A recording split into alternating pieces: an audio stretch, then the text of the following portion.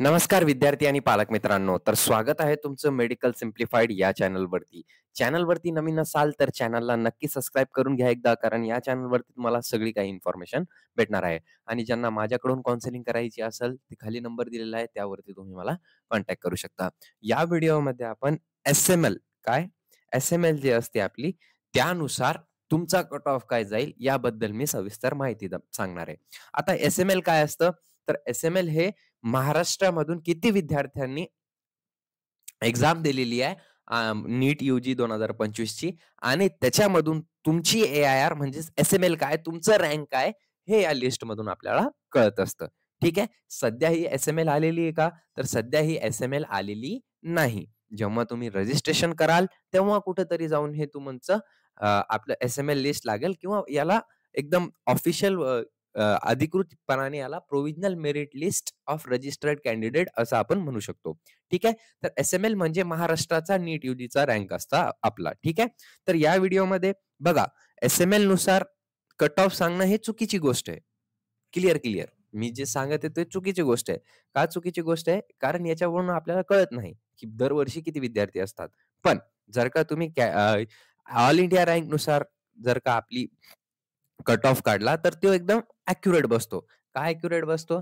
कारण आपल्याला सगळं काही माहीत असतं मागच्या वर्षी किती स्टुडंट होते आणि यावर्षी.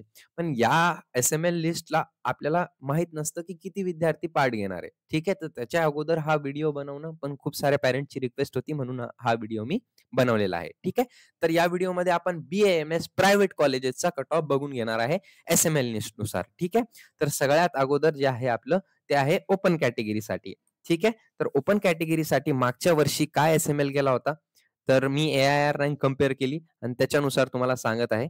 तर ही होती रँक 5,18,668 आणि ही असते तुमची एस-एम-एल रँक. ठीक आहे. ही ओपन कॅटेगरीसाठी आहे.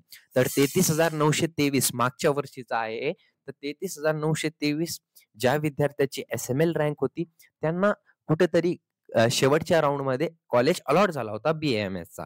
कोणता कॉलेज अलॉट झाला होता? तर तो कॉलेज होता आपला बुलढाण्याचा शाहू आयुर्वेदिक मेडिकल कॉलेज. ठीक आहे. ओके. त्याच्यानंतर आपण ओबीसी कॅटेगरी बद्दल विचार केला, तर मला एकदा हे करू द्या.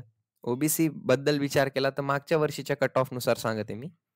हां, तर ओबीसीचा विचार केला तर 34,025 एस-एम-एल रँकवरती इथं स्टुडंट अलॉट झाला होता. ठीक आहे. एन-टी-डीचा हा एन-टी-डीचा आहे. ठीक आहे. एन-टी-डीमध्ये कितव्या नंबरवरती होता महाराष्ट्रामध्ये तो विद्यार्थी?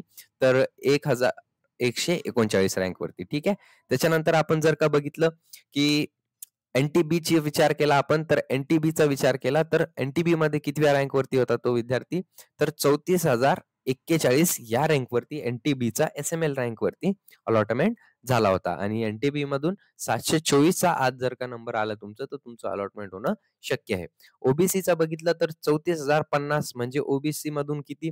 तर ओबीसीला सीट जास्त राखीव असतात म्हणून 9,597 रँक या विद्यार्थ्याला आली होती आणि याला कॉलेजसुद्धा अलॉट झाला होता. त्याच्यानंतर आपण विचार करून घेऊया व्ही-जी-ए. व्ही-जी-एमध्ये किती रँकवरती एस-एम-एल वरती झाला होता? तर 34,058 आणि व्ही-जी-ए कॅटेगरी कोणती होती? तर 1,055. ठीक आहे. व्ही-जी-एच्या कॅटेगरीमध्ये. त्याच्यानंतर 34,077 हा एस-सी कॅटेगरीसाठी होता. तर 3,942 रँकवरती इथं शेवटच्या राउंडमध्ये कुठेतरी अलॉटमेंट झालं होतं बी-ए-एम-एस विद्यार्थीचं. ठीक आहे. So thank so much. Have a great day आणि चॅनलला नक्की सबस्क्राईब करा आणि व्हिडिओला लाईक करा. थँक